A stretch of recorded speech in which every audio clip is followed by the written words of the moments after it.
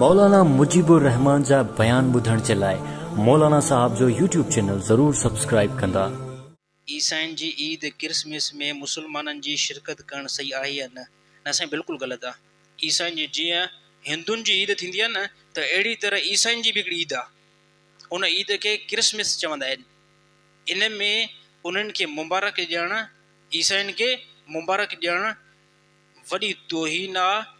इहो मुसलमान कुफर जे दर्जे में अची थो वञे। ईसाई ईद छा खां मल्हाईंदा ॿुधायांव तव्हांखे। ईसाई या क्रिसमस वारी ईद इन तहत मल्हाईंदा आहिनि। ईसाइन जो इहो अक़ीदो आहे, इन ॾींहं ते अस्तगफिरुल्लाह अल्लाह ताला पुटु ॾियणो हुयो ऐं जंहिंजो नालो ईसा अलैहिस्सलाम हुयो। हे ईसाइन जो अक़ीदो आहे। त अचो क़ुरान हकीम में अल्लाह ताला छा फरमायो। अल्लाह ताला फरमायो सूरत मरियम आयत नंबर 88, अल्लाह ताला फरमायो वक़ालु इत्तख़ज़र रहमान वलदा लक़द जिअतुम शय्यन इद्दा।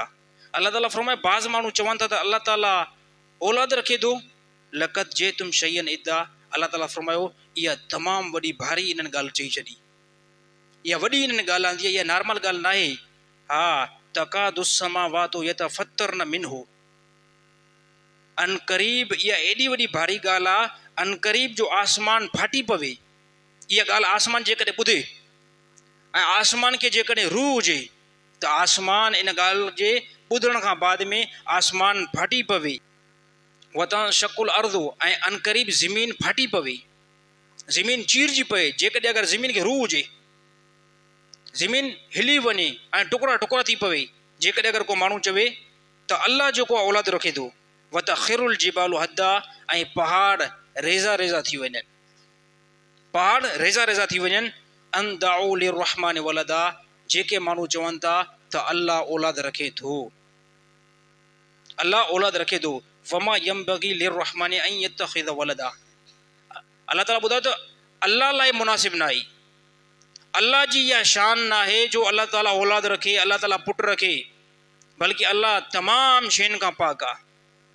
अल्लाह ताला औलाद खां पाक आहे, अहिड़ी तरह घरवारी खां पाक आहे। जेके शयूं इंसान जे अंदरि फिट थियल आहिनि ऐं जेके शयूं इंसान जी ज़रूरत आहिनि, इन सभिनी शयुनि खां अल्लाह त पाक आहे।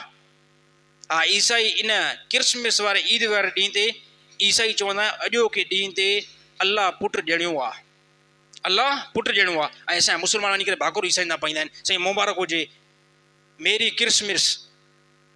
हा भाकुर पाईंदा। इहे मुस्लमान इन जी ख़ुशी में शामिलु थियण सां, भाकुर पाइण सां, उनखे मुबारक ॾियण सां, इहो मुस्लमान इन ॾींहुं इस्लाम खां जेको निकिरी थो वञे। तमामु जेको मुस्लमान इन शयुनि खां जेको परहेज़ करण जी कोशिशि कनि।